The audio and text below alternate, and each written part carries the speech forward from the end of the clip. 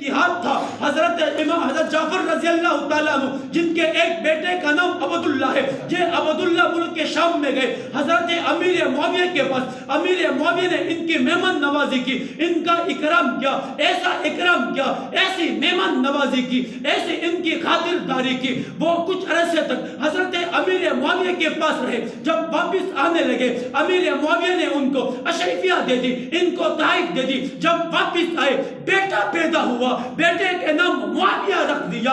وہ خاندان بنو عباس ہی ہے، وہ حضرت جعفر ہی ہے. جعفر کے بیٹے عبداللہ ہے. تم جعفر کے تذکرے کرتے ہو، عبداللہ کا تذکرہ کیوں نہیں کرتے؟ کیا عبداللہ کا تعلق خاندان بنو عباس سے نہیں تھا؟ کیا حضرت عبداللہ کا تعلق نبی علیہ السلام کے ساتھ نہیں تھا؟ کیا عبداللہ نبی علیہ السلام کے خاندان کا نہیں تھا؟ عبداللہ اپنے بیٹے کا نام معاویہ رکھ دے اور تو کس منہ سے معاویہ کو گالیاں بکتا ہے؟